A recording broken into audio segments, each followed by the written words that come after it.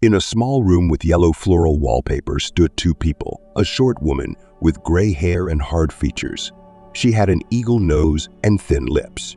The rough, heavy stakes on her chest bounced every time she opened her mouth and uttered sharp, "Andrew, do you realize we can't live like this anymore?" The woman asked with a shake of her head. "She's in our way." The man looked at his mother with a twinge of defiance and guilt. His soft facial features had become quite pitiful. His hands were wringing helplessly and his eyes were looking anywhere but at his mother. "Oh, she's my wife, Mother. Somehow you don't understand." The woman splashed her hands toward the window. "Oh, don't give me that wife stuff. If you cared about her, you wouldn't go left. And I'm not going to clean up after her. She's a vegetable. And did you hear what the doctor said? She won't last more than a year. What's the point of doing anything? I think she'll be better off at her grandmother's house. She'll remember her homeland in her childhood." Andrew shook his head uncertainly. "Oh, besides, she'll have a decent inheritance when she dies. That could make things better for us." Andrew looked thoughtfully at his mother and sighed. The next day, all the bags, suitcases with the belongings of Roxy, Vladimir's wife, were ready. Alana, the girl's mother-in-law, put them out in the hallway and grinned at the sight of her confused daughter-in-law. Roxy was a petite, cute girl with blonde hair who sat in a wheelchair. At the age of 27, she was suddenly struck by a stroke and became disabled. Roxy lost not only the ability to move, but also to speak. She sat in the chair almost constantly and was silent. Alana cared for her daughter-in-law, while Andrew was at work at an insurance firm. At times it seemed to Roxy that her husband was purposely staying late at work so he wouldn't have to come home to his helpless wife who couldn't even go to the bathroom on her own. It should be said that Alana had never particularly liked her sister-in-law. Roxy did not like Alana with her ambition and desire to achieve a lot. She believed that a girl should support her husband and not run around all day on the affairs of the firm in which she works. Roxy was an assistant to the general director of a large. In time, the girl wanted to achieve a promotion and get a permanent position. Ideally, she wanted to have her own business. However, she had neither money nor decent, entertaining occupations yet. The stroke completely destroyed any sympathy Alana had for her sister-in-law. If before she just annoyed the girl with her nagging, then after the incident constantly yelled at her, did not tolerate her mute requests, hopes, and often forgot about the medicine or lunch. She was only glad that Roxy could not speak and did not prevent the woman from rereading the plays she had once acted in at the theater, while Andrew dragged the heavy suitcases to the car. Roxy sat against the door and watched in horror at what was happening. Her eyes were red with tears. "No, don't worry," Elena grinned. "Your doctor said you have a weak heart. You won't last long. The air in the village is good. You might even live in a house in the country this year. Haven't you ever wanted to go back there?" Elsie's mind was full of thoughts, but she couldn't express any of them. Her hands rested helplessly in her lap. If she could, she would have squeezed the fabric of her sweatpants and then screamed loudly at her mother-in-law, saying everything she thought about that old gray-haired tyranny. "Andrew, darling, what took you so long?" The man climbed the stairs heavily, panting. "The elevator broke down in there. I had to carry all this stuff from the 20th floor. Elena splayed her hands reproachfully and shook her head, glaring at her sister-in-law. "Oh, and I told you we should have hired a movers." "Oh, Mom, you know very well we don't have the money for that. Oh, I used to play in theaters every day, packed auditoriums. Samuel used to come after lectures to watch me," she said dreamily. "Did I ever think I'd have to clean up someone's diapers?" Elena looked at her sister-in-law again and fell silent. A neighbor walked down the landing. "Oh, Alana, good afternoon." The neighbor nodded. "Are you going somewhere?" Elena smiled back. "Virginia." "Hello. Yes, we're taking Nadia to a boarding house for a day of rehabilitation. The doctor said it should help." "Oh, I guess it's expensive." Virginia shook her head sympathetically. "Oh yes, very. But we'll have to tighten our belts," Alana sighed. "I can't leave my daughter-in-law untreated. She's done so much for us." Virginia said something else and went to her apartment. The smile and pity-like hypocritical expression disappeared from Alana's face. She turned to her son and frowned. "Let's hurry before the whole neighborhood finds out about our plans. Told you we should have done this early in the morning." Andrew took the suitcase in his hands and looked out the window. "It's freezing in the morning. It's fall." "Do you want me to freeze all my limbs off?" asked the man, and without waiting for an answer, left the apartment, leaving the indignant mother behind. Andrew was the only and favorite child in the family. Alana and Samuel had given birth to him at a late age and were devoted to him. A professor at the University of Law and a star of the dramatic theater put aside their own affairs and took up the upbringing of their son. The result was a frail Andrew, who at almost 40, lived with his mother and worked a low-paying but demanding job where he was bullied by his boss and unappreciated by his co-workers. Almost 40 minutes later, Andrew finally finished moving all of his belongings and Roxy herself. He placed the girl in the back seat, folding her stroller neatly. Tears were streaming from Roxy's eyes. She was breathing heavily. Her eyes looked at her husband with incomprehension and a touch of hope. "Calm down, please," the man whispered softly, adjusting the seatbelt. "A neighbor will be looking after you there. We'll pay her." "Out of your money, of course," Alana cut in. Andrew shrugged and nodded, recognizing his powerlessness in the face of circumstances. "We're not exactly strapped for cash right now," he said softly. So yes, it's..." Roxy looked at her husband with a trembling gaze, trying perhaps to find some sign of regret or pity in his pale face. But there was no pain or modest uncertainty in his features, only unquestioning adherence to the plan. The car pulled away from Andrew and Roxy's house at exactly noon. Alana, waving her hand one last time, went to her cozy home, where plays and dreams of past glory awaited her. Andrew sighed, quickening the steps of his thoughts. He tried not to look in the rearview mirror of the car, where, as if mocking his decision, reflected swollen from tears eyes of his wife. "Yes, but you realize I have no other choice," he said, almost excusing himself, as if to drown out his remorse. Roxy seemed to raise an ironic eyebrow.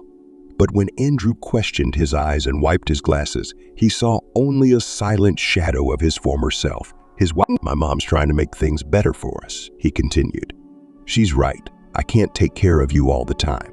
I have a job. She's not old anymore.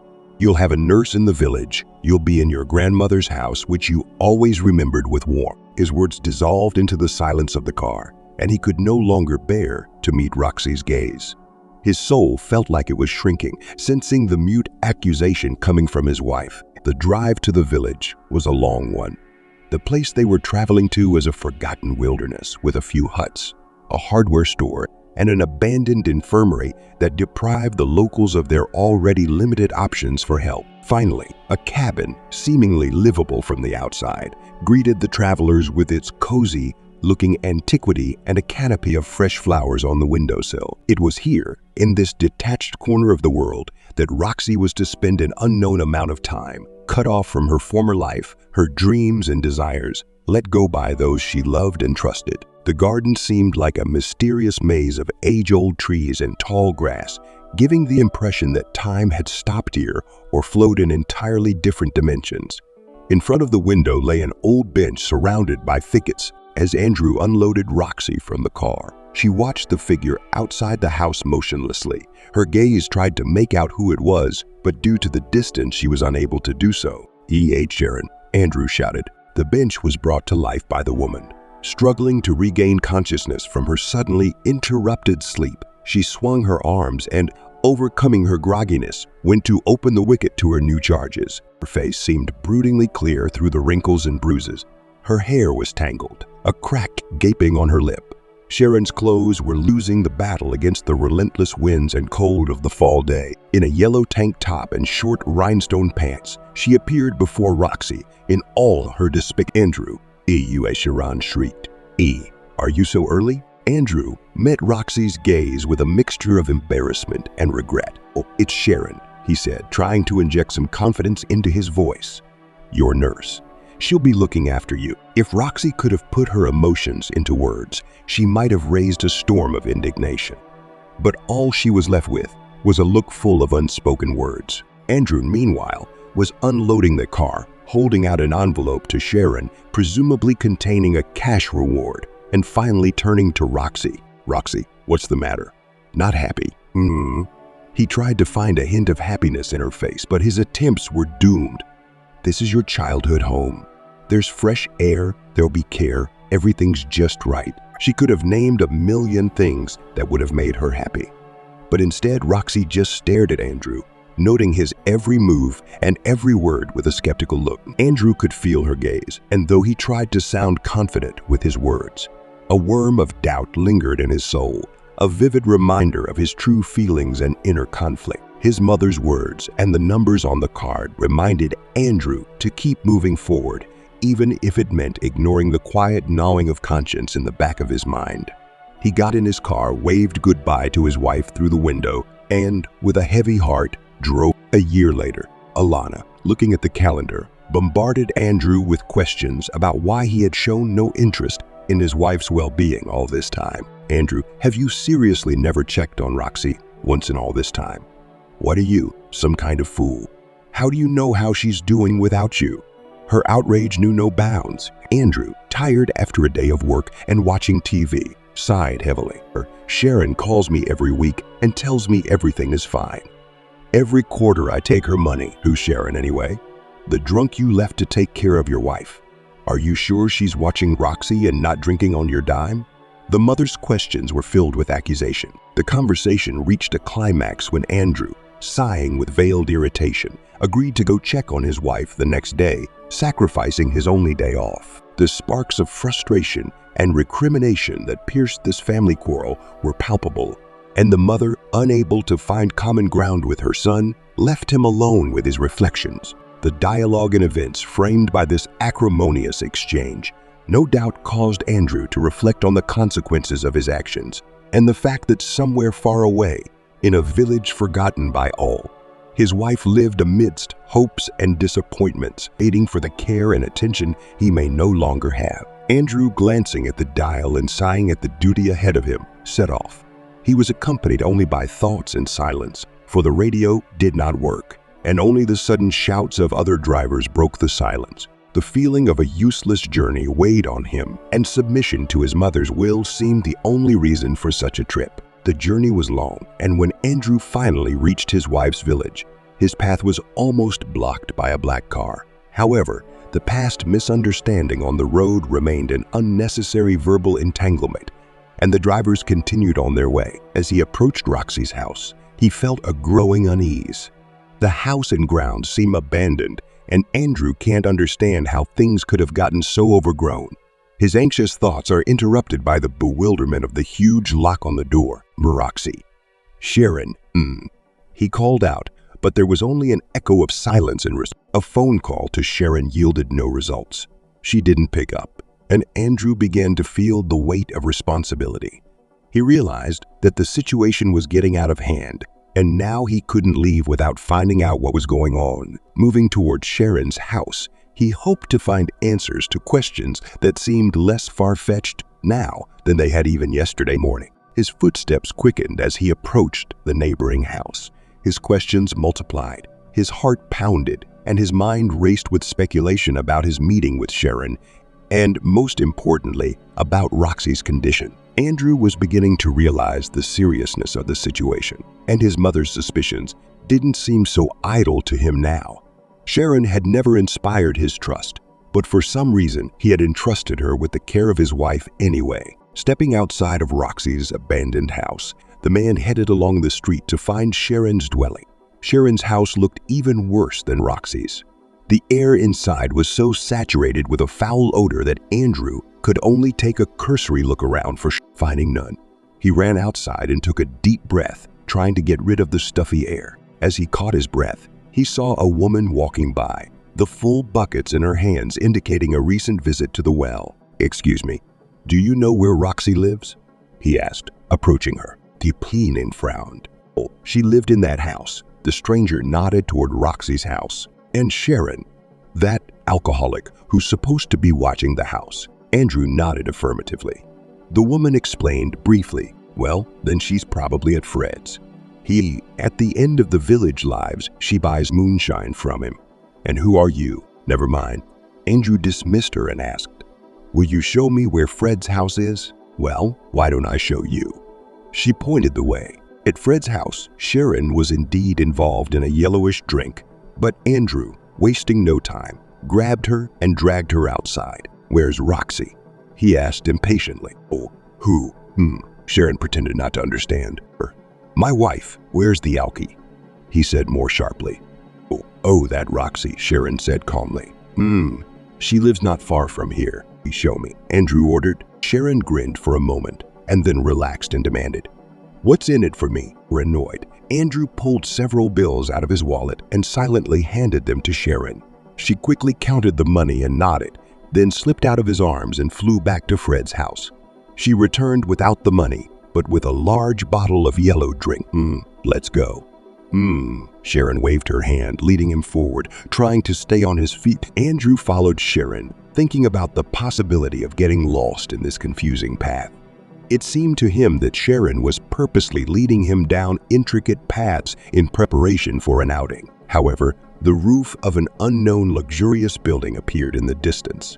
As Andrew approached it, he felt all the grandeur and luxury of this house, which seemed like a giant among the surrounding structures. The extraordinary house with 3 floors, a balcony, and a huge garden struck his imagination. Sharon stopped at the iron gate, said to him, "Take this sign," and, as if with a whirl of her head, pointed to the house, then walked away without another word. Andrew, stunned by the sight before him, could not even reply.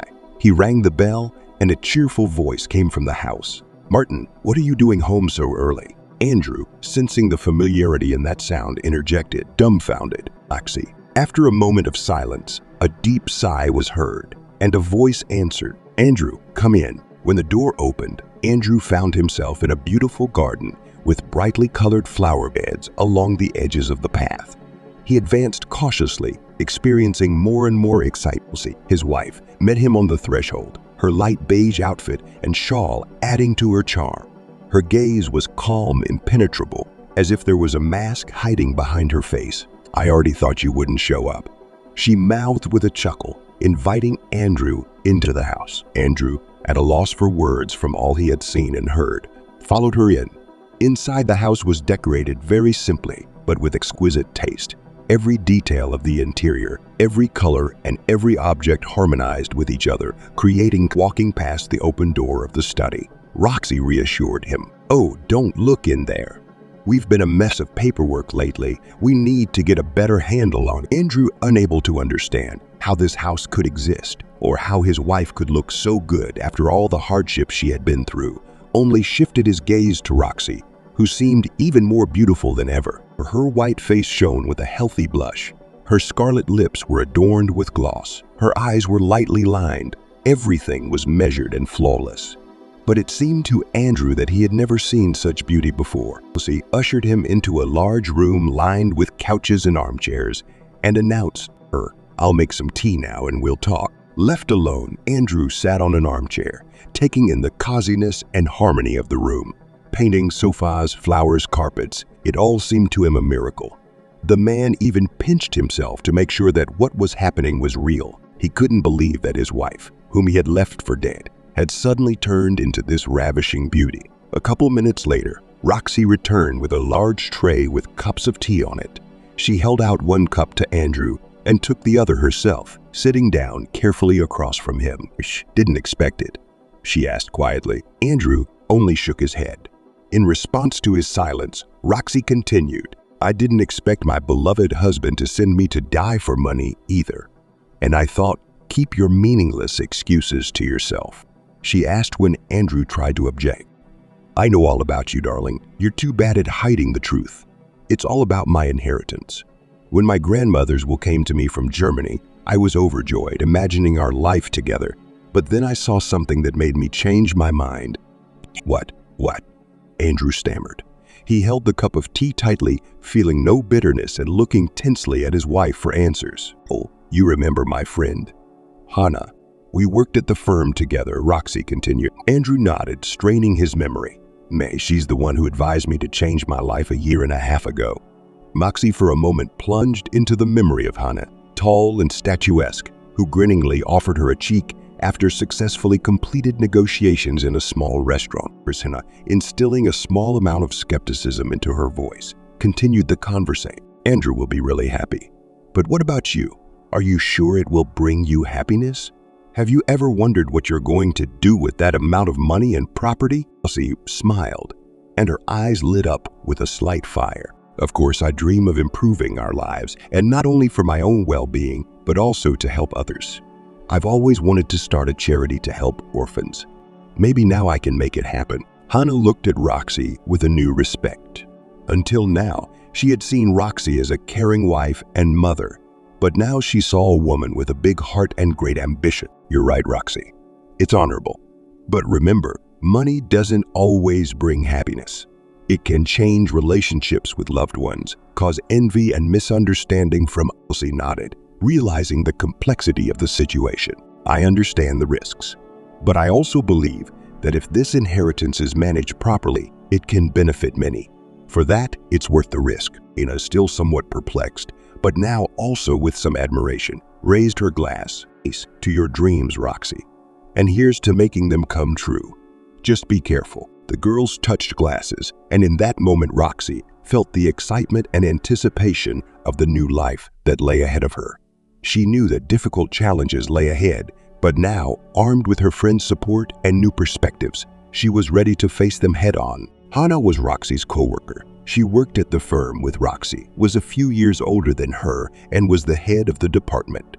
She always wore strict suits and had very definite opinions on many things, especially finance. Roxy opened a small woman's purse, pulled out an envelope, and handed it to her friend. Look at this. Do you think it's real? Hannah, interested, opened the envelope and familiarized herself with its contents. It was a letter from Germany. Who is Aux Reuter? She asked. Me, my paternal grandmother, Roxy answered. She married a German when my father was about 6 or 7, and they went to live there. Then Dad came back to America and met Mom. The last time I saw my grandmother was at my father's funeral. She asked me to go with her. Why didn't you say yes? Hannah asked. Was I supposed to leave, Andrew? Roxy exclaimed in surprise. He has a mom here, a job. And I never dreamed of living abroad. Ina looked at her colleague with incomprehension. You're incorrigible, Roxy. To trade a good life in Germany for a man. She rolled her eyes. She knew her friend's position on her husband and preferred not to listen to her. Hannah had always been very sharp in her statements, thanks to which she had a good career, but few friends. They'd all run away from her bluntness. Your Andrew would sell his mother for money, Hannah continued. Do you know how much your grandmother left? There was a letter enclosed, Roxy answered. She wrote that I was the last of her relatives and that she was giving part of the inheritance to her husband's children and part to me. From the letter, there's a good deal of money in it, as well as a small share in an estate in Germany. Do you have to go there to get it?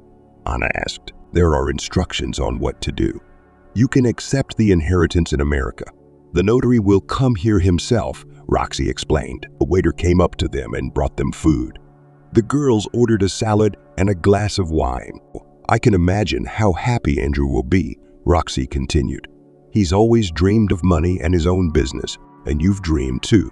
Hannah pointed out, waving her fork, and unlike him, you have the opportunity to make it happen. Don't say that about Andrew, Roxy objected. He's a good man. He's just unlucky. Hannah laughed out loud. Yes, the most unlucky thing about him is his mother, and his mother-in-law is a bitch. I still don't understand why you live with her when you could move. Roxy shrugged. Elena can't live alone. She's not used to it. And I don't have that much trouble putting up with her. Anna grinned and sipped her wine. I wouldn't talk about the inheritance if I were you, she said. They'll either send you to the grave for that money, or they'll get all sneaky and take every penny of it. She slapped her palm on the table and looked threateningly at her friend. Andrew and I love each other. Nothing like this is going to happen. Don't make a big deal out of it. You think too badly of my family. Did the conversation really end in nothing? That evening, Nadezhda came home and told the family about the inheritance. Showing the envelope, she saw them so happy for the first time. Alana opened a bottle of expensive wine, and Andrew, despite his usual frugality, ordered takeout to celebrate the occasion. It seemed to Roxy that her life was beginning to get better. A few weeks later, Roxy was walking down the street, smiling at all the passers-by. Life at home was getting better. Elena stopped nagging her, and Andrew started coming home earlier from work and spending more time with his wife. Roxy was sure her life had changed for the better, and it would always be that way. As she approached the men's clothing store, She decided to buy her husband a gift, a new tie because he was tired of the old ones. As she looked in the window, she didn't notice anything around her. Then she turned her head and saw Andrew. Roxy wanted to call out to him, but suddenly she saw a girl walking towards her husband. Andrew hugged her and kissed her. With a sudden blow to her breath, Roxy stumbled backwards and put her hands on the window to keep herself on her feet. She couldn't believe what she was seeing. Not wanting to cause a scandal, Roxy just went home and went to bed early, going over what had happened in her head. The night flew by in worry and reflection. The next morning, taking the day off work, she went to the local detective agency. In the office sat a man, short and thin, behind a desk covered with papers. He was drinking coffee and flipping through a newspaper. "What exactly do you need?" he said judiciously, putting the paper aside. "Everything," Roxy said briefly. "How they met, how long they've been dating, words, actions, where they see each other. I want to know everything." The man only whistled, apparently surprised at such an errand, but sensibly decided not to comment on her motives and got down to business. The next week turned into a torment for Roxy. She hadn't found the strength to share what had happened with Hannah, fearing her ridicule and words of insight. And now she realized that Hannah had seen things she hadn't noticed herself. The wedding-related grievances of the past had resurfaced before her eyes, only now she was looking at them from a different perspective. Sitting in the coffee shop with a glass of cold coffee, Roxy was deep in thought. She had given her life for the good of her husband and his mother, forgetting her own desires. But a call from the detective interrupted her introspection. Throwing the bill on the table, she hurried to the agency. The man began as she took her seat across from him. "You're lucky your husband's mistress turned out to be talkative." "Really?" Roxy mentally repeated the question that had just been spoken aloud, but her heart felt uneasy at the impending conversation. Jesus preened. The man nodded nonetheless. "I had to follow her around for almost a week, interviewing her friends, but I found out everything. Her name is Amber. She's 22 years old, a graduate of Teacher Training University. She met your husband a few months ago, I think on the street." "Oh, thank you for the information. What about some facts like videotapes?" Roxy asked. "Your opinions, a detective?" Smiling broadly, reached into a desk drawer and pulled out a huge antique recorder. Roxy was surprised at what she saw. She hadn't seen one of those machines since she was a child. It seemed as if they didn't make them anymore. The man twiddled something and turned on the recorder. There was a wheezing sound in the room. Looking for the tape. "Andrew," H.A. shrieked a woman's voice. "Was that for me?" "How beautiful, my dear. I don't spare any money," Andrew said in a satisfied voice. "I'll open my own business and make you happy every day with a little bling. But you said you didn't have any money for your business yet, didn't you?" The girl interrogated. "My wife does. She recently received an inheritance from her grandmother. We'll open a business with her money and make a living." "But you'll leave her?" Amber said through pouty lips. "As soon as she's no longer of any use to me," Andrew said. The recording continued onward, the man and the girl saying something, but Roxy wasn't listening to them anymore. Retreating into her thoughts, she sat with a perfectly straight back and stared in front of her, just remembering her introduction to her husband and how happy she was when he proposed to her. Roxy was 11 years younger than Andrew. They met when she was finishing her economics degree. He invited her to cozy cafes, took her to the park under the stars, bought tickets to the theater and concerts. Alana seemed very sweet and kind then. Roxy, who had recently lost her mother, fell in love with the intelligent family and was ready to marry the poor and shy Andrew. First, Hannah was against it, but Roxy did not listen to her. She was absorbed in new feelings. In the girl's mind there were memories. How she and Andrew chose his suit for the wedding, and how after the celebration they sorted out the gifts, trying to figure out which of the relatives gave more. Then the girl was insanely happy and thought that she would always be as happy. But Andrew did not share her dreams of business and career at all. His mother wanted it to a much greater extent. He himself wanted a family and children. The girl was not ready for that. She dreamed of more. Now all dreams and hopes of a life together came crashing down in an instant. Andrew, the same one who had never raised his voice to his wife, was now reasoning how he would use Roxy's money to open a business and leave her. This betrayal seemed so fantastic to her that the girl just sat motionless for several minutes, staring into the wall. The detective, who had been by her side the whole time, seemed oblivious to her condition. He had seen worse reactions. Once, a frustrated wife had even broken his window in a fit of rage at her husband. At the time, it had seemed to him an overexpressive expression of frustration and anger. But now he looked into Roxy's eyes and saw the consuming hatred and pain that encompassed him as well. The man stood up and went to get water to quench his thirst and soothe his client's state of mind. Roxy drank the water in one gulp and then remembered her friend's words that Andrew was ready to sell even his own mother for money. Then the girl did not believe Hannah, but now everything seemed true to her. In Roxy's head, a plan began to dawn. A sinister grin loomed on her face, and the detective involuntarily stepped aside. He had never seen such an expression on a human. A few months later, in the fall, Andrew's car drove away from the lean-to fence behind which Roxy had been left. Her stroller was being held by Sharon. However, she seemed to be leaning on the stroller rather than steering it. As soon as the car disappeared from sight, Roxy rose from her seat. Sharon's eyes went wide as she looked at her ward, who suddenly stood up from the wheelchair after suffering a stroke. "And I'll pay you what my husband pays you, and you won't tell him what you saw." Sharon nodded, unable to say a word. She was still holding onto the stroller. That's fine. We understand each other perfectly. Here's your first installment." Roxy held out some bills. "You'll come back every month, and I'll give you money. You, in turn, are to inform my husband that my condition has not changed and he should not come. Understood?" "Understood." The woman nodded, grabbed the money, and without saying goodbye, walked away. Roxy went into the house to change. Inside the old cabin, everything was covered in dust. The furniture was covered with cloth. There was trash lying everywhere. One window was even broken. Apparently, children had tried to get in.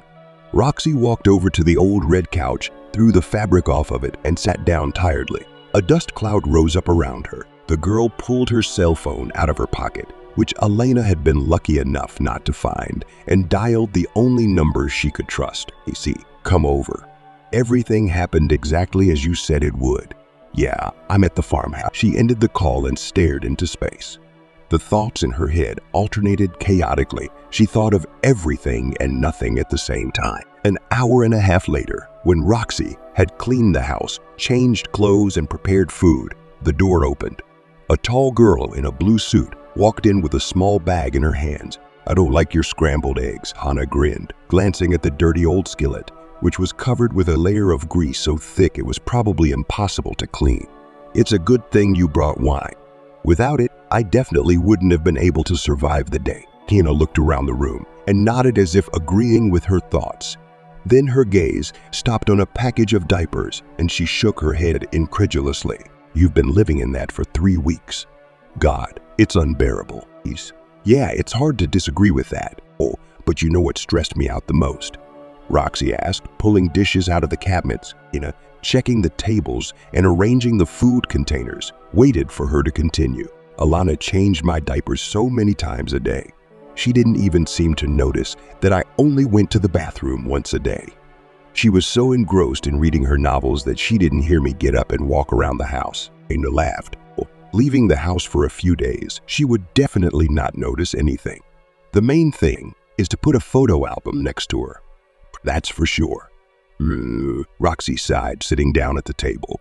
"I still can't believe they decided to let me die, and that they believed in a diagnosis that they made up on the fly. They heard I didn't have long to live, and they started to rejoice. Where were they to ponder the reality of the doctor's diagnosis?" Hannah and Roxy began to eat, thinking about the future. "I'll live here for a month or so until I figure out how to move on. I don't have any plans for the future. For the first time in my life." "What are you going to do here?" Hannah asked. "An old abandoned house, an overgrown garden, a remote village. This place and your imagination are incompatible. If I plunge into it now, I'm sure I'll burn out." "Not this condition," Roxy explained. "You see, I gave up dreaming about my business a long time ago. I've got all my ideas and workings dusting somewhere in the back of my apartment. And as it seems to me, everything has long ago lost its relevance. I want to hear somehow to unwind. Maybe I'll come up with something." I haven't had a vacation in a long time, Hannah shrugged. For the first time, she didn't know what to say to her friend. There were no words. She didn't like Andrew. For whatever reason, it seemed silly to refuse to be a witness at their wedding. However, she didn't think he was capable of such a thing. She jokingly said he was willing to sell out even his own mother. Andrew had always struck her as a gutless young man, incapable of anything serious except writing, but he could leave someone to die. And not just anyone, but his wife. It seemed kind of wild. Hannah slept with a friend the first night in the house and went home the next morning. Roxy, having quit her job, was alone. She had no rich inheritance from her grandmother or any other source of income. Roxy's new day began with a cold shower. Her grandmother's house had all the amenities her parents had installed, water and even gas. Grandmother, however, never had time to take full advantage of them and soon passed away. The cold shower refreshed Roxy's thoughts. She sighed deeply, feeling the icy drops of water running down her back. 3 weeks of living like hell were behind her. She'd put her husband to the test, hoping to see a modicum of caring or love. But all she'd gotten in return was hatred and anticipation of her soon-to-be termination. That was the worst of it. She couldn't go back to her old rhythm. A familiar life had been left behind, and she needed to cheer up and clear her thoughts. She had some hidden money with her, a rainy day fund that no one had ever gotten to. It was time to use it. Roxy headed for the store. She vaguely remembered its location, but she was sure she could ask the locals. For it was early morning, and the villagers were either heading to work or to the vegetable garden. It was crisp in the fall, especially in the mornings, and Roxy insulated herself with an old warm coat she found in her closet. Surprisingly, the store wasn't hard to find, even without anyone's help. It looked exactly the same as it had 2 decades ago. Memories of her childhood, when she used to come here for candy, came to mind. A woman in a blue apron, apparently the Pamela she remembered from her childhood, stood behind the counter. "Aunt Pamela, hello. Do you recognize me?" Roxy asked, staying in front of the counter. Pamela took a closer look at her. "A familiar face, I think." "I can't remember the name," Pamela replied with a light in her eyes and a slight smile on her lips. "Sorry, babe. I have so many people passing through here every day." "I'm Nicole's granddaughter. I used to come here with my grandmother when I was a kid," Roxy explained. "Oh, Roxy, how come I didn't recognize you?" Pamela came out from behind the counter and gave Roxy a touching hug and a kiss on the cheek. "It's been so long since you've been here and we've got the same old thing. Did you come to buy groceries?" "Yes, Aunt Pamela. I'd like to pick up a little of everything," Roxy agreed, looking around the grocery counter. When she saw the prices, her surprise was replaced by confusion. "Nah, the prices are exorbitant." "Oh, it's expensive," Pamela replied with irritation. "Give me a loaf of black and white bread, plus a bottle of milk, butter and oil, pasta, buckwheat, rice and peas, all by the kilogram, and cheese, sugar, salt, and dough." And Sana interrupts, "Oh, Roxy, about the milk better go to your neighbor. She always has fresh milk, and we have stale. You see, the expiration date is 6 months. Where is it good? But for vegetables, a cabbage, potatoes, onions, beets, carrots, you better go to Jerry's. We've got some from local farmers, but it's been lying around for a long time. Just ask him. He's not far from here." Her speech was interrupted by the ringing of a bell and a man entering the store. "Pamela, give me 2 bottles of mineral water and the order that should have been left." The man rudely pushed Roxy aside and spoke. "A box of medicine and pest control. We need to get everything treated for winter. Martin, don't you see, we have a visitor here." Pamela frowned sternly, but Martin only glanced at Roxy. "She's a townie. Let her shop there. I need it now." Farmers in the village were often in a hurry, a lot of work, because everything had to be prepared for winter. "Martin, Pamela said sternly. Roxy made a conciliatory gesture. "Let him through. Aunt Pamela. He must have more important things to do now." Pamela, with a look of displeasure, went off to fetch the box. Couldn't it have waited just a few minutes? Roxy thought. The man was tall, with black hair. His hands were workmanlike and his gaze was stern. It struck Roxy that she hadn't seen men like this since she was a child. Despite his working and somewhat unkempt appearance, Martin was quite an attractive and young man. He was obviously in his 30s, but no more than 40. He looked at the girl with a squint. "Oh, are you so fundamentally rude?" the man asked. I'm in no hurry to get anywhere, of course, but even in the city, the queue is observed. And there, believe me, they're in a much bigger hurry than yours." Roxy replied with a chuckle, looking away and feeling the man's gaze on her. Pamela appeared with a heavy box and held it out to her visitor. Take it. The mineral water is over there." She jabbed her hand at the far corner, where the plastic wrappers did indeed contain mineral water.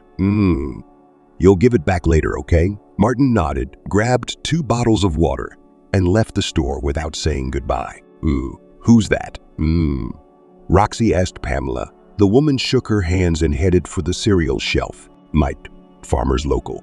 Inherited the house and cattle from my father 8 years ago. Decided to take over the farm. Built it all himself, hired workers, does what he can. He wants to plant fields, but in the meantime, he grows large vegetable gardens and sells the harvest to our store and neighboring villages. He's not a bad man, though he's prone to rudeness. No one knows why." Elsie picked up several bags of groceries and carried them home. They were heavy, and she barely made it home. However, the small refrigerator looked much fuller now. After that, the girl went to get vegetables and dairy products from the people Pamela had wrecked. Although in the city she was used to buying everything in the store, it was both cheaper and better to buy goods from the locals in the village. Jerry lived very close to the store. He had a large plot of land and 2 goats, which loudly barked at the sight of a visitor. As a child, Roxy was afraid of animals, so now she preferred to avoid them. In the house, Roxy found an old man who was making a chair. The girl explained her situation to him and introduced herself. "Roxy," she said, "I'm so glad to meet you." Through his thick gray beard, the old man smiled. It's been so long since we've had young people in the village. You're the 3rd in as many years. And Nicole's granddaughter, I only remember her daughter, Laura." "Yes, that's my mom." The girl nodded. "So, are you going to sell some vegetables?" "I can give you some clouds for change," Jerry smiled. "I've got them good, ripe ones. They'll be good for winter and for compote and jam." Roxy smiled happily in return, but the smile disappeared from her face when she left the old man with 3 huge bags that weighed twice as much as the previous bags. Jerry had apparently decided to preoccupy the girl with almost a month and a half's worth of groceries. Roxy felt embarrassed to refuse, and she sacrificed her bag, which was clearly not ready for. After walking a couple steps, Roxy stopped and decisively put the bags on the ground. A black car with a large body stopped not far away. "Need help?" A familiar voice sounded. Roxy looked up and saw Martin examining her bags. Remembering his words at the store, she hesitated. She didn't want to depend on a man who couldn't be polite, but she didn't want to carry huge bags. Once again, pride had to be sacrificed. "Yes, it wouldn't hurt," she agreed. Martin got out of the car and picked up the bags. You've shopped. Are you going to winter here?" he joked. "No, to make compote and fry potatoes." The girl grinned and picked up a smaller bag, helping to load it into the back of the car. Martin turned and took the bag from Roxy's hands. She felt his warm touch and froze for a moment. Then she let go of the bag and backed away a few steps. Martin stowed the duffel and closed the back of the truck. "Will you show me the way, where to take you?" he asked. "Sure I will," Roxy replied and sat down in the passenger seat. "So you're coming to us from out of town?" Martin asked as he started the car. "Well, yes," Roxy said thoughtfully. "What attracted you here?" "I grew up here," Roxy shrugged. "And then I had some problems at home and needed a place to go to be alone. I thought of this cabin. I've always liked this village. It's peaceful. It's a quiet place to think." "Yes, it is," Martin agreed. Either he was in a hurry or it was his usual way of driving. He was not only in a hurry when he was driving. In the store or on the street, he didn't slow down either. So Roxy assumed it was part of his character. The bags were unloaded and even brought into the house. Martin stepped through the grass that reached to his waist. It had already started to dry, so it rustled underfoot. Grandma used to do it herself almost until she died, Roxy remembered. Grandma could do everything from sewing to fixing the roof. And here I am, a city girl. In our village, women hardly know how to mow, Even with electric mowers, Roxy pondered to herself. Oh, equality didn't come here. Martin grinned as he opened the gate. "Indy, are you from the city?" Yes. The man answered and glanced at his watch. "What time is it?" "I have..." "What's your name?" Or Roxy. The girl introduced herself. "That's a pretty name." "Nice to meet you, Roxy. I'm Martin." The girl smiled. Martin disappeared into his car, leaving the girl alone. She stared after him for a long time, trying to figure out what would happen next. The next morning, she woke up to a noise and a strange metallic sound. She got up with a creak of the bed and went to the window. Martin was standing in the middle of the grass with an old scythe. He was drenched in sweat despite the coolness of the Roxy opened the window and called out to him. Martin turned around, stopped mowing, and looked at the girl looking at him from the open window. Roxy was wearing a long linen dress that she had found in her closet and decided to use as a nightgown after a day spent cleaning the house and cooking, after which she had no time at all to sort things out. "What are you doing?" Martin raised his eyebrows, silently voicing his opinion of the question. "I realize you're mowing, but why are you doing it in my house?" Roxy asked. "Do you want me to stop?"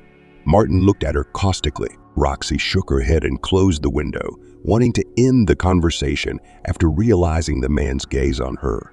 To avoid such attention, she rather changed her clothes and headed for the kitchen. She decided to bake pancakes, though she usually never cooked or even had breakfast this early in the day, having gotten used to the city pace of life. But she felt the need to feed an unexpected guest when Martin finished his work outside. Nadeshda was already waiting for him with a cooked breakfast. Then for breakfast. She called out to him from the porch. Martin, sending his tools aside, entered the house looking tired and sweaty. "You can use the shower." Roxy nodded toward the bathroom and headed for the kitchen. Martin, disregarding the offer to shower, simply washed his face and joined her at the table where pancakes with sour cream were already waiting for him. "How much do I owe you?" Roxy asked, seeing him at the table. Martin raised his eyebrows questioningly. "Well, you didn't do it for free, did you? Or food?" The man replied with a smile, taking up a pancake. He looked at Roxy intently, as if trying to find an answer in her eyes. "If you don't want money, I won't insist," she said, shrugging slightly. "I'm used to any labor having to pay." "You don't hear about help in the city," Roxy said. "You said yourself you were from the city." Roxy grinned. "Aunt Pamela told me you've been here 8 years, so you're not in a position to reproach me." I'm not. It's just that the townspeople are always so surprised when they get free help." "I used to be like that myself," Martin said thoughtfully. "Why don't you eat?" "Oh, I don't eat breakfast. I'm used to it.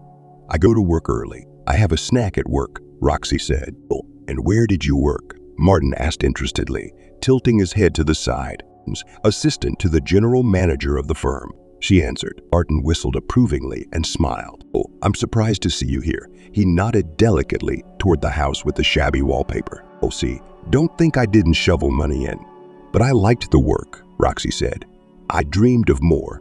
And then disaster struck." "You'll tell me later? You've got an attic to clean and a friend coming over in the evening." Martin smiled. He finished his breakfast and left the house. Roxy looked at him thinking. In the evening, Hannah, Roxy's friend, arrived with the right things. "Wow, it's so clean here." Hannah was surprised to see the yard. "Oh, I need to replace the glass." "Where can I find a craftsman?" Roxy asked without saying hello. "Ask the man who was watching the grass. Maybe he'll do it." Hannah grinned. "That was Martin. He's a farmer from here. He helped me in the trails. I don't think he has time." Sighed Roxy. "Oh, but he has time for a mowing job." May nodded philosophically. "Oh, what kind of farmer?" Hannah looked at Roxy interestedly. Having stopped rubbing the glass, Roxy invited her friend into the house. "Oh, if it's not too much trouble, peel the potatoes under the sink," she asked. "What's going on with the farmer?" Hannah picked up the knife, starting to peel the potatoes. "I didn't know him before. He came here 8 years ago, right after my grandmother died. He keeps a farm, raises animals, and has vegetable gardens," Roxy said. "What about the man? What's he like to you?" Hannah persisted. I don't know. He's kind of ambivalent. He was rude at first in the store, but then he seemed to normalize, gave me a ride, and started cutting grass even though I didn't ask him to. But he refused to take the money." Surprised me though, Roxy said. Oh, maybe he liked you. Hannah smiled slyly. Oh, come on, Roxy said. He's just wondering what kind of town idiot I am. What if he's interested in you? Look at his eyes. Maybe he's a normal guy. And a man with a capital letter. Hannah raised an eyebrow. Roxy just sighed. The potatoes were peeled. They should be put on the fire. How's the work going? Roxy changed the subject. It's not the same without you. Our boss is hiring all kinds of new faces, and no one's even close to taking your place.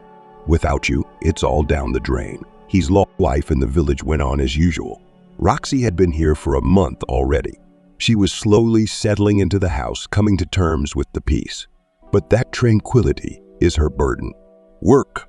That's what always pushed her forward for the sake of her family, for the sake of herself. And here she is in relaxation for a month, as if all her activities suddenly came to a standstill. The first days were spent on cleaning and tidying up, but she got wrapped up in everyday life, and a month has already flown by. Anyway, still the girl was not used to the changes in her life yet, but then came the peace and quiet. The girl got up late, read books brought by Hannah, went to visit her grandmothers and listen to their stories from her youth. Besides, Roxy couldn't get rid of the thought that Martin showed up every time Hannah arrived. He heard the conversation about the broken glass and came over the next morning to change it. Roxy bought him lunch. Then he fixed the wicket and the girl made him breakfast again. This happened several more times and it became a habit. Roxy was no longer surprised by the morning noise outside and the presence of the man under the window. Martin, as usual, came into the house and sat down at the table. There were hardly any long and serious conversations between them. He didn't give her flowers or compliment her. He was just there for her. It seemed strange. Roxy wanted to understand his motives. "Admit it, Martin, you just come to me to eat," she said once. "Oh, I didn't say that." The man grinned, taking his eyes off the phone screen. Their conversations were brief, rarely going far and often joking. There were rumors in the village, and a farm girl had even come to Roxy's house, threatening her. "Martin is mine. Do you understand? You think by coming here from your town you can take our men, don't you? But here's your plum." The lush brunette said menacingly, plucking a leaf off the tree and hurling it at Roxy standing on the porch. The next time Martin came by, she told him about her encounter with the groupie. "Oh, were you frightened?" The man inquired, smiling, but there seemed to be a note of seriousness in his words. I've been through worse. When I worked at a large firm, I was threatened by serious grown men. I once refused to let a company sign a contract instead of my boss. They almost attacked me right there. That was the real scary part. Not some angry fan getting mad because you fix everything in my house without asking for anything in return. Martin smiled and fell silent. "Oh, you're not much of a talker, are you?" Roxy asked. The man nodded. "Oh, can we switch to you then? We don't seem to have such a big age difference." The girl suggested. Martin agreed with her words, but quickly returned to his borscht. Roxy grinned, watching him. Such a man, who avoided talking, was new to her. One day Roxy was walking through the village. Martin hadn't visited her for a long time, and she thought he might be tired of their meetings. To distract herself, she went out for a walk. Her heart was filled with hope that she would meet Martin on her way, for she was beginning to miss his usual silence. All she met, however, were men who were restlessly running to and fro and discussing something vigorously. Roxy approached Pamela, standing outside the store with a concerned look. "What's wrong?" Roxy asked. Pamela covered her face with her palm. "Martin's farm is on the verge of collapse. Something's wrong. The men are terrified they might lose their jobs. And who's going to find work in our village? It's bad. Martin's always struggled to make ends meet, and now it's getting worse." Roxy frowned and looked away. "Can you tell me how to get to Martin's farm?" After Pamela's instructions, Roxy headed toward the farm, which was on the edge of the village. The building was long, and from there came the mooing of cows. Women in aprons fussed with buckets, and men labored in the backyard. Behind the farm stretched a large vegetable garden that was now, in the fall, resting. "Excuse me, where can I find Martin's office?" Roxy asked a passing woman. Receiving an answer, she went there. Martin's office was small, with a narrow window through which rays of light shone. There was a desk in the middle of the room with a chair and a small cabinet next to it. Martin stood in the center of the office and leaned over some papers. He was saying something in a whisper, working with a calculator and making edits to documents. "Oh, Martin, hello." The man turned around abruptly and sighed. "Oh, is something broken again?" he asked. "I'm sorry, it's not a good time." "No," Roxy replied. I heard you were in trouble, so I came to help with the paperwork." "Oh, it's okay, I can handle it," the man said a little harshly. She stepped closer and almost pushed Martin away, taking hold of the documents. The man sighed loudly. "Get away, or I'll have to drag you out of here." Roxy looked up and scrutinized the papers. Already at a glance, she saw huge sums and excessive spending. "Oh, do you have an accountant or someone who understands finances?" she asked. "I handle everything myself," Martin repeated. "Oh, I see how you manage this. You're spending a lot of money. You need a specialist now," Roxy said. "Oh, and where am I going to get one?" Martin asked glumly. Roxy smiled and pointed to herself. "Oh, I'm an economist by training, and I have experience. I can help." Martin waved his hand and sank down tiredly in his chair, letting Roxy do the paperwork. Late that night, in the now empty farmhouse, they discussed the reform plan. "Are you sure that if you remove these expenses, nothing will change?" Martin asked. "Yes, there is no point in such spending. Many estimates are made inefficiently." "It's time to change that," Roxy replied confidently. Martin rubbed the back of his head. "I'm a military man by training. My father's dream of a big farm and fields was all I had. I wanted to do what he wanted, but he's dead." His voice faltered on the last words. Roxy reached out and touched his shoulder, trying to comfort him. Roxy listened intently to Martin. She could feel his pain at having to give his father to an institution. The cold wind didn't seem so cold next to him, and walking in the evening was somehow peaceful and special. "So what's the story about the stroke?"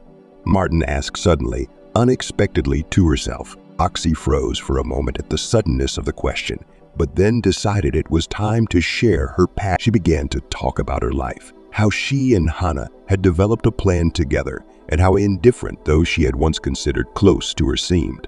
Her whole story was mixed with feelings of loss, disappointment, and wanting a fresh start. Martin took her hand in return, offering quiet support. Roxy responded with a grateful nod, feeling the warmth of his pull. "Why don't you go back to town?" he asked after she finished her story. "At first I wanted to, but then it's so quiet, so peaceful. And that fast pace of life in the city, it all reminds me of the past that I want a break from," Roxy explained slowly. Martin let go of her hand and nodded forward. Come on, I want to show you something." The walk seemed long, and Roxy had no idea where he was taking her. But when she saw the fancy house behind the high fence in front of her, she was breathless with wonder. "Oh, this is my comrade's house. We served together. He left a while ago. Now the house is being sold, and I have no money for it," Martin began bitterly.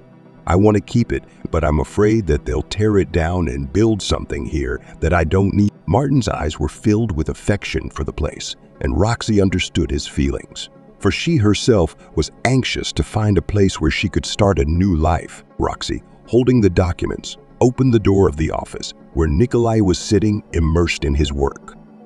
"Martin, I have news," she said, and entered the room full of determination and with good news. Martin looked up from his papers. His eyes looked tired but interested.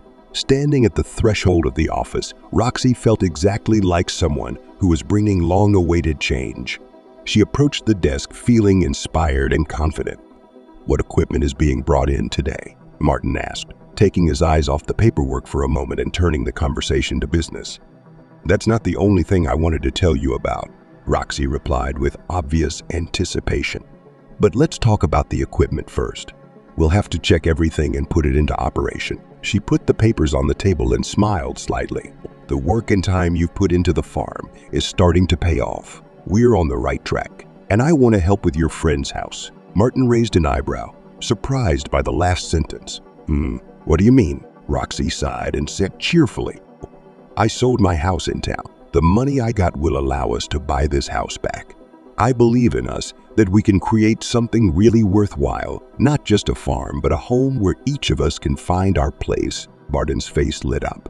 He stood up, walked around the table, and hugged Roxy. knowing that his neighbor's strength and perseverance would be enough not only to build a successful farm, but also to realize the greatest dreams he had almost given up hoping for. Now, in this quiet hillside, Martin and Roxy's lives were beginning to take on new shape for a future they were ready to face together. At the sight of the girl, he smiled and blossomed. "Oh, Roxy," he said, pulling out a chair for Roxy. The girl sat down at the table and put the papers down. "Oh, read it." Martin took the folder and began to slowly leaf through the papers. With each page, his eyes grew wider and wider. The girl watched his reaction with secret fear and anticipation. Closing the folder, Martin set it aside on the table and lowered his gaze to the "What did you do?" he asked hoarsely. "Did you buy a house?" Roxy nodded and stood up from her chair. She stood directly in front of the man, cocking her head and looking him straight in the eye. "You didn't want it torn down. It was your friend's house, and I promised you it would work out." "Hey, that's a lot of money," Martin exhaled. "It's my money. I do whatever I want with it. Besides, I like the countryside and the flow of thoughts and hope." A kiss interrupted her words. "Oh, is that how you decided to get the house?" Roxy grinned when Martin pulled away. "Is that what you think of me?" he asked hoarsely. "No," the girl exhaled. "I bought this house for us, if you want us to be. I think I'm in love." The man kissed the girl again. I'm too," he replied and hugged Roxy gently. Real feelings. Andrew sat across from his wife and could not believe her story. His hands rested listlessly in his lap, and his eyes stared straight ahead. He wasn't trying to see anything. He just couldn't turn his head in surprise. "Oh, are you telling me you made all this up to test me?"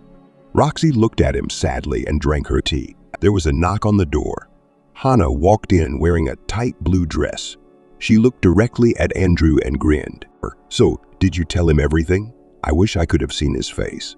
"I was a little late, so you knew everything," Andrew shouted. Hannah grinned. "That was my doctor, the one I paid to diagnose me." "Did you really think Roxy was the one who set all this up?" "She loved you too much to do it.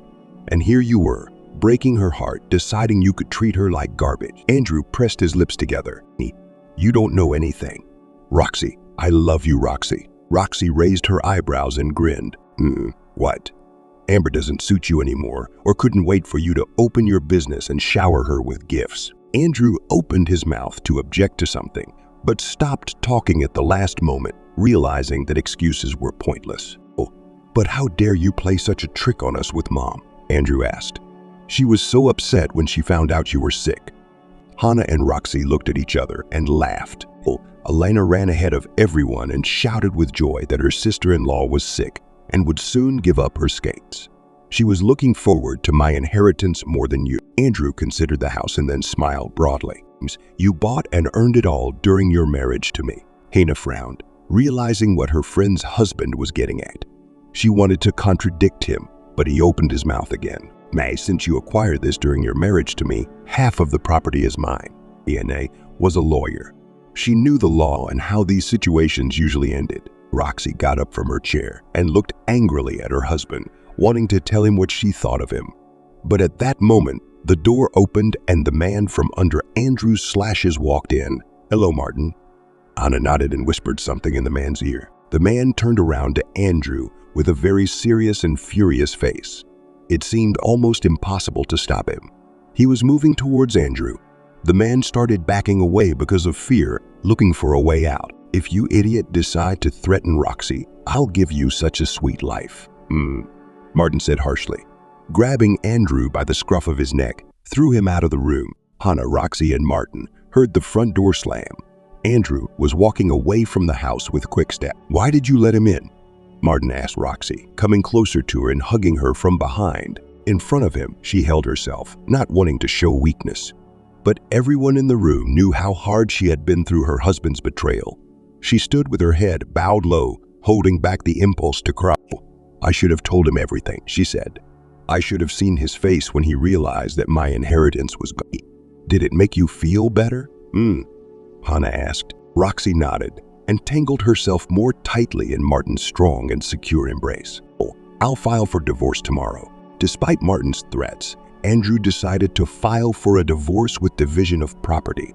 It was the right thing to do from a legal point of view, If he wanted to claim the inheritance, he would have been wrong. But the girl bought a house and rented fields, the income from which is considered jointly acquired property. The notice from the court came to the post office.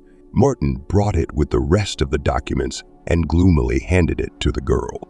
When Roxy opened the envelope and read the summons, she turned pale and tired in a second, sat down on the couch. She was all dirty and dusty, having just come from the fields, but she didn't care.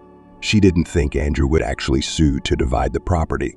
She didn't think he'd leave her for dead either. He was a very unpredictable man. "We need a good lawyer," Martin said, picking up the notice. Hannah, Roxy said. She heads the legal department at the firm. She has a license to practice law. I think she can help us. Besides, we don't have to tell her our story. Martin sat down next to the girl. "Look, I looked in the bathroom after you yesterday." And Roxy looked at the man fearfully, not knowing what to say. "And I found a test in there. Are you pregnant?" Roxy nodded. "Oh, I didn't know how to tell you. I thought you'd mind." And a soft kiss punctuated her words. She wrapped her arms around the man and smiled widely. "So you don't mind?" The joyful smile. The man's mischievous eyes gave the answer better than any words. He hugged the girl tightly and pulled her against him. "If this scoundrel suddenly decides to sue you for half of your property, I do not care. You and I will not be left with nothing. We'll have our house, our fields, our child, and ourselves. We'll have each other." Roxy closed her eyes and took a deep breath. But when she opened them, Martin saw the look that had once frightened the detective. It was a determined and unwavering look. "He's gone to court to take from me what is mine by blood. But he'll come out of there with nothing. I'll take not only what's mine, but everything he has. He'll be left with nothing." The trial came soon enough. It was as if the universe itself wanted this strange case to be over quickly. Hannah became Roxy's lawyer. Martin supported the girl from the witness stand, as did many of the villagers. The judge was a tall, red-haired woman with a stern look who listened boredly to the plaintiff Andrew's statements and asked him clarifying questions that he couldn't always answer. This seemed to annoy her. Plaintiffs on the plaintiff's side were Elena, Andrew's neighbors and friends, who said all kinds of bad things about Roxy.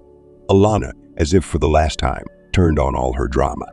"I was so scared when Roxy had her stroke. I stayed up until 3 in the morning waiting for news from the hospital." Tears flowed from the woman's eyes. She wiped them away with a white handkerchief and continued. "And when I saw Roxy, I almost had a heart attack myself. She wasn't moving. She was almost dead. I had to take care of her while Andrew worked. I cleaned her up and fed her, and it turns out she wasn't sick. The worst thing I could have ever experienced had already happened to me. My son and I have been betrayed, lied to, and now they want to leave me with nothing." But Roxy, backed by Hannah and with witnesses on her side, was ready to fight. She was not going to give up and was confident in the correctness of her actions. The court case promised to be intense, but Roxy and her lawyer were ready to defend. Elena gave another cry and sat back down on the bench. The judge, after her speech, seemed to start listening to the other witnesses with interest. "Your Honor, you shouldn't take the word of the plaintiff and his witnesses at face value," Hannah began. "To begin with, the defendant has evidence of the plaintiff's infidelity. The tape is admitted into evidence. A recording of Amber and Andrew's conversation rang out across the courtroom. Then a detective took the stand to testify about the plaintiff's relationship." Bullshit. Alana jumped up from the bench, but after a warning from the judge, she sat back down, apparently deeply upset by the slander. "I would further like to point out that the defendant did not deceive the plaintiff with documentation. She only pretended to be sick to check on him. No certificates were provided. The doctor only paid lip service to the diagnosis of the patient, the plaintiff, and his mother," Hannah continued. "Also, the plaintiff's side claims to have been involved in the care of the sick defendant. However, I have a recording of a conversation between citizen Alana and her son. Please include." The conversation between Alana and her son was played back in the hall, and at the words, "It's okay. She'll be fine until lunch," the people in the hall gasped in surprise. Ina continued. "In addition, the plaintiff has petitioned for the division of the following property: a dwelling house in the village of Norving, Connery Street, House 8, as well as the income from the fields of the Golden Birch Company, which were purchased by citizen Hannah. but her own possession of this property was transferred to the full ownership of citizen Martin a week before the suit was filed. Consequently, the property was purchased during the marriage and given also during, and hence the plaintiff cannot claim a partition of it. The remaining money in the personal account of the defendant and the share in the estate in Germany are part of the inheritance to which the plaintiff is also not entitled to claim. Hannah's words were confident and supported by the evidence. The defense was clearly organized, and every argument seemed unalterable. Roxy's eyes flashed with hope for a favorable outcome. The judge listened carefully to the arguments of both sides in order to fairly resolve this complex dispute. The judge grinned, almost imperceptibly. Roxy was sure she looked at Andrew with it had taken some effort to transfer the property to Martin's estate and to find a corrupt notary who had done the deal retroactively. That helped the case a lot, Hannah continued. Well, is the lawsuit therefore considered null and void? He says no rendered. The judge turned to Hannah. Andrew's estate is directed to be divided evenly between the former spouses. But it's not just the defendant's property, it's also the plaintiff's, namely a 2-bedroom apartment on the street, as well as money in the joint account of the plaintiff and the defendant. Suddenly, Andrew's attorney stood up. He was an old man with a bald head and round glasses. "Oh, objection," he exclaimed. Hannah nodded. The apartment is the plaintiff's inheritance from his father. But according to the law, if one spouse has made substantial changes to the property of the other spouse, it can be recognized as joint. The lawyer inquires, and what substantial changes were made. Now on the screen, Your Honor, you will see pictures of the apartment before and after the renovation. Hannah pointed to the screen. As you can see, it was in a dilapidated state. That was a year after the plaintiff and the defendant were married. And here are the pictures after the renovation, 6 months later. How do you prove that the repairs were made with the defendant's funds? Counselor asked. First of all, during the period when the repair was the plaintiff did not work, on his account was not the necessary amount.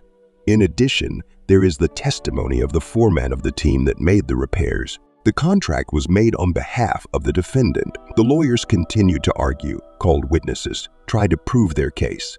But soon the judge left for sentencing. She came back with a big red folder in her hands. Stand up, the court is coming. "You," said the assistant judge. "The court has ruled that the plaintiff's claim is satisfied. Andrew's estate will be divided between him and his ex-wife. 1/3 of the apartment went to the defendant. The car went into joint use, and 50 of the money from the plaintiff's account went into the ownership of Roxy. The judgment has been entered and is not appealable." The banging of the gavel decided everything. Andrew and Alana looked at Roxy with anger and hatred as Martin hugged her. Hannah smiled widely and walked over to them. "I told you we would take everything from him," the girl said in a slightly strange and even possessed voice. "It's rightfully yours," Martin exhaled. "Oh, not his, but yours," Roxy clarified. "Now you and I have everything we've ever dreamed of. Now we'll have a child, and the house will be a full house," said Hannah, folding the papers. "Well," Roxy stretched out, glancing at her belly. Hannah gave a quick smile and said, "And you'll take a godmother, of course." "Do we have a choice?" Martin asked. "None." Roxy smiled and hugged the 2 dearest people in her life again. Now she was sure that everything would be all right.